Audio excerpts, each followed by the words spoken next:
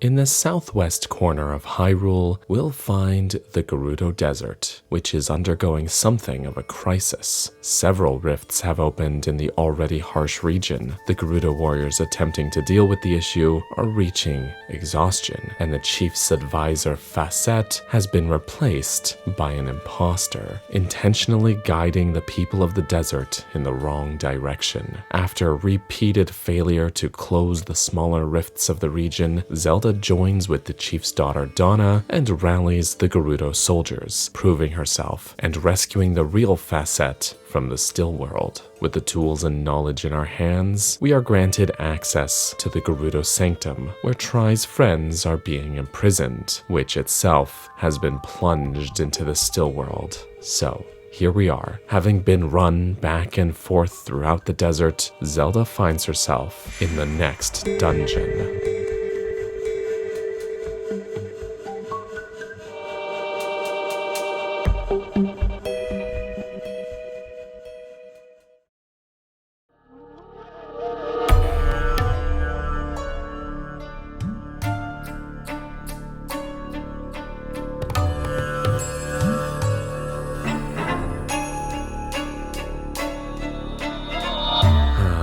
What is it about desert-themed dungeons in Zelda games? They are somehow consistently great, and the Gerudo Sanctum is no exception. This dungeon, while intuitive enough to be in the early game, is still a fairly good winding maze of a dungeon. It has a mostly linear setup overall, but still has branching paths and elbow room for how you complete certain objectives and in what order. It's a great balance, but before we get into that, let's take a look at the architecture. This was actually something I was worried about when I first got here. The first few rooms gave me the impression that this would be a rather visually bland dungeon, with beiges and browns and nothing more, but that's not the case. This dungeon has some excellent use of color to highlight important rooms and elements, giving a visual vibrance that I wish Southern had, while still being distinctly a desert dungeon. This is not to say that the beiges and browns aren't here, they absolutely are. I mean, look at all this sand. But they're not the only thing here. Besides, it just makes the deliberate use of colors stand out even more. Interactable objects are bright blues, pots with resources are a teal that just pops, important rooms get a particular bit of visual flair, and most importantly, of course, the animal statues that are the crux of the dungeon's main puzzle are all vibrantly colored with gold accents. Between that and the colorful cast of enemies found here, this is frankly a fantastic looking dungeon. To go along with that, the dungeon music is just about perfect. It fits the theme and uses the type of instrumentation that you'd expect from a desert-themed dungeon. All that good stuff. They aren't exactly breaking new ground with the instrument choices, but that's okay. Most importantly, it is just superbly catchy and intense all at once. I've been listening to it on repeat while writing this script, and it genuinely gets me hyped up. There's just such an exciting energy to it.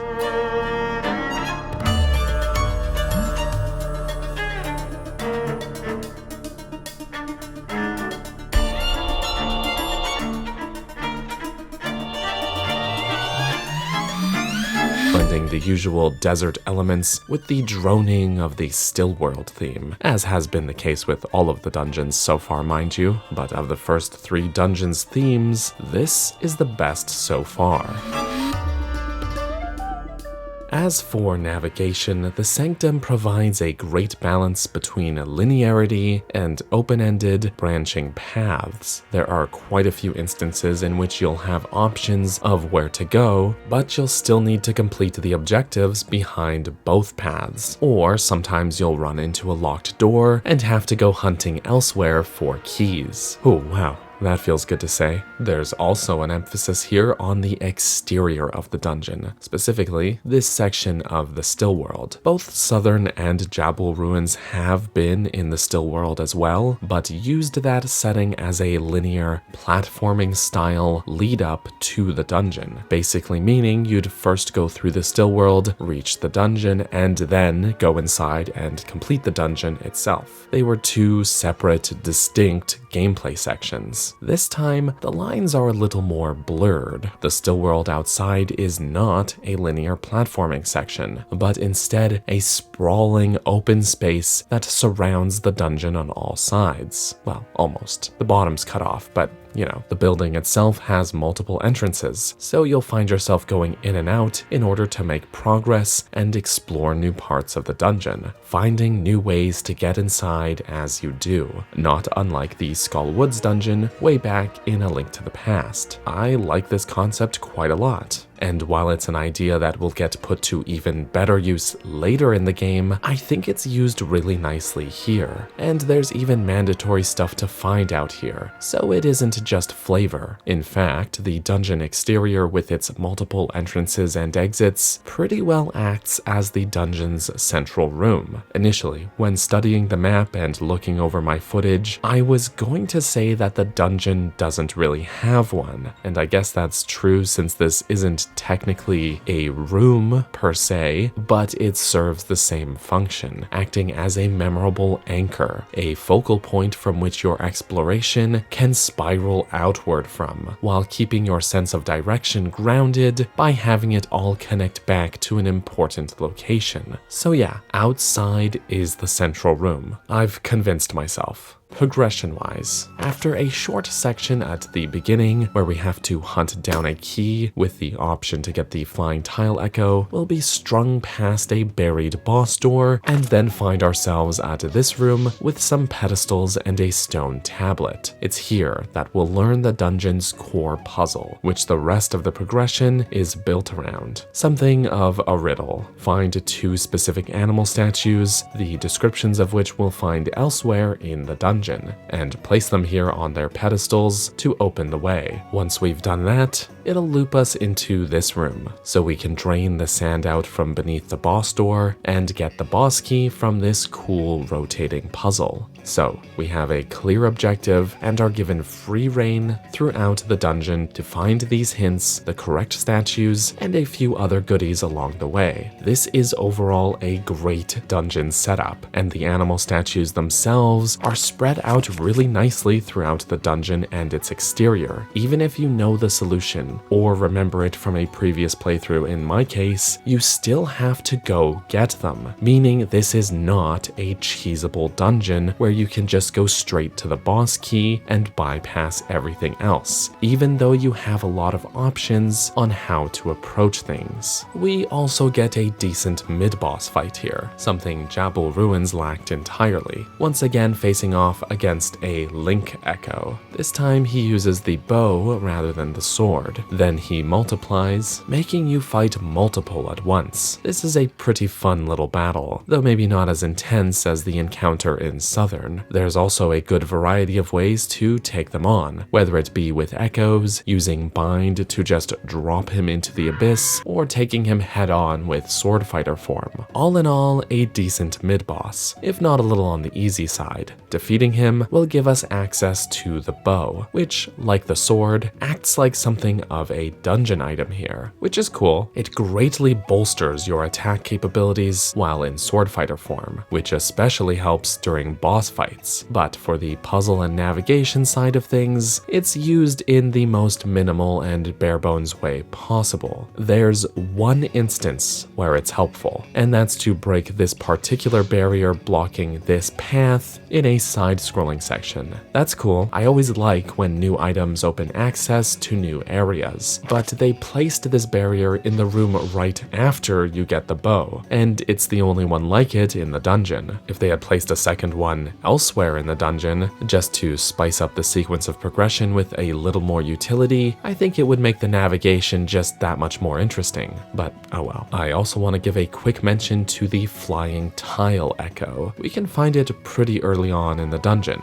in this room, and it almost acts like a cheeky little dungeon item itself, allowing you to cross long gaps or attack from a distance. While navigating the still world outside the sanctum, this ends up being invaluable, but it has lots of potential use cases all over the place. I love this little thing, and it feels like such a significantly useful tool without feeling utterly game-breaking. So overall, we've got a couple of dungeon item stand-ins, which greatly increase what we're capable of here by providing us with some ranged attacks and a little extra mobility, and I'm all about it. There's one more little mechanic that I want to highlight here as well, which I think is implemented quite well. It's the ability to use bind to rotate certain interactable objects. We'll first encounter something like this in this room near where we found the flying tile, on our way to finding the first small key. We're never really told that this is something we can use bind for, but the environmental context clues in this room should be enough for most people to piece together that we can do something with this door. Between the handles, the scrapings on the floor, and the coloration being different than the walls, it all just screams rotating door to me, and we've already used bind to pull things lots of times by now. We'll find a couple more of these doors later on in the dungeon, including this one that's a little more well hidden, blending into the wall, but still telegraphed with the floor scrapings. Outside, we'll find rotating sections of pillars with the same handles, expanding on the concept. These flamethrowers have the same handles too, and what do you know? We can turn them. This all culminates in a final puzzle, with these rotating sections that you need to line up in order to get the boss key, which initially uses this rotating wheel as a control, but then needs some additional adjustments with bind to make work. I love it. The room is visually pleasing, and the puzzle, while not too difficult, is a fun little piece of architecture. Besides, I just like when puzzles iterate on themselves like that, starting out quite easy and getting a little more complicated as the dungeon goes on. Of course, once we've drained this sand, just like we did at the dungeon entrance, and completed this puzzle to get the boss key, we'll be looped back upstairs where we can confront the dungeon boss.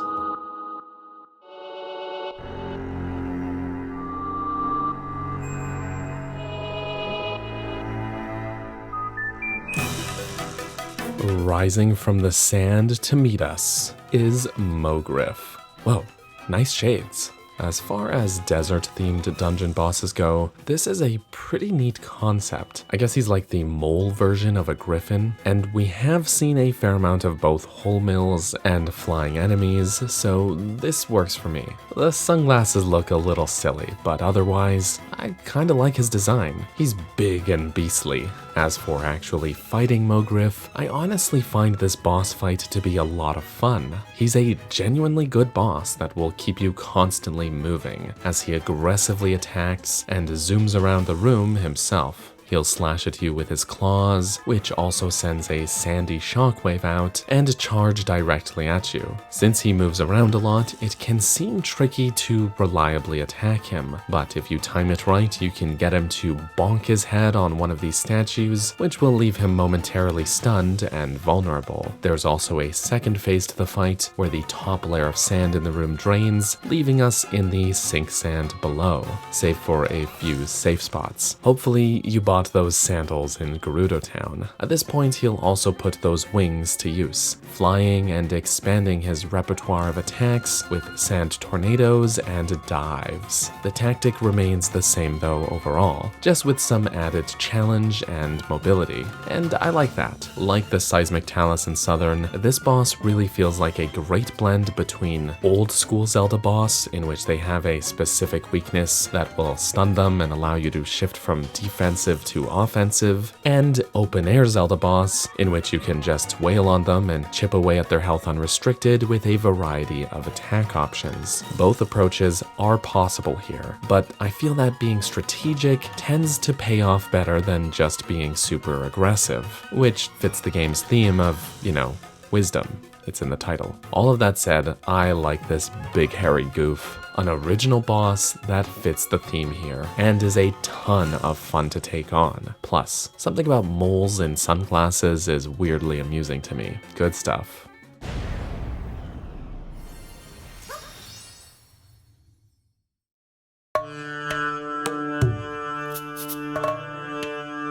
So, overall, Gerudo Sanctum is a pretty great dungeon, one that succeeds in just about every way that Jabul Ruins failed. It gracefully balances its linear sequences with open-endedness, while not diluting the navigation to the point of abysmal simplicity. Plus, it has a fun boss fight at the end to boot. The dungeon also heavily incorporates a core puzzle, as I mentioned earlier, and I seriously worried about the cheese factor here for repeat playthroughs. It almost becomes a mini Metroidvania, an emerging game genre that uses knowledge as a gate rather than or in addition to in-game keys or abilities. But it manages to avoid the pitfalls of such a genre because even if you know the puzzle solution, that being which statues you need to place on these pedestals, you still have to find those statues, so you can't totally cheese the dungeon by bypassing everything if you have prior knowledge of the dungeon, and that's good stuff. Even if you know which statues you need and where they are, it's still a task to get there, especially the elephant statue, which is tucked quite deep into the dungeon. There is something to be said about how this dungeon falls into the game's overall difficulty curve. For an early game dungeon, this feels just about right to me. It's a good step up in challenge from Southern, but it's never unfair or punishing. A few more stray thoughts I have. I really like the puzzles that use hole mills to access areas below you. It works almost like an inverse of Tears of the Kingdom's Ascend ability, but you know, going down, and with greater limitation since it only works on a certain terrain. This one room teases you with a treasure chest and hints towards the puzzle with sand dripping down from the ceiling. Meanwhile, on the roof outside, there's a suspicious patch of sand here, which leads down into that room. It's just a neat little puzzle, and I'm a big fan of environmental context clues like that. The enemy variety here is pretty good too. We've got Aerorudas, Gibdos, Poes, Mothulas, and more. It's great to see,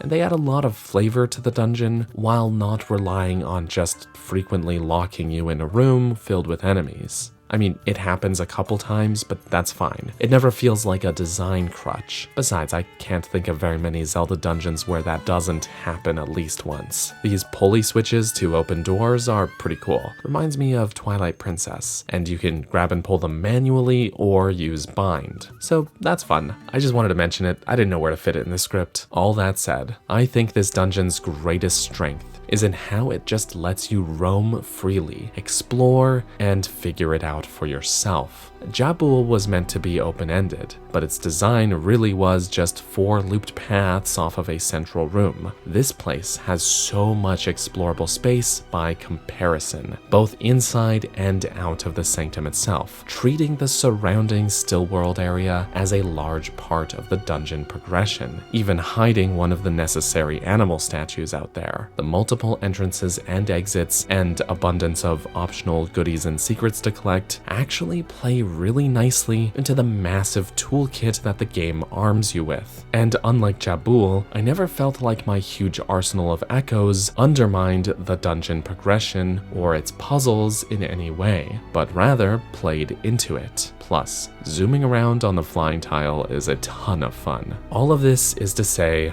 I like this dungeon quite a lot. Thank you so much for watching. Special thanks goes out to my supporters on Patreon and my channel members here on YouTube, the names of which you're seeing on screen right now. You all are awesome. Thank you all again so much for watching, and I hope you have a lovely rest of your day. Bye-bye.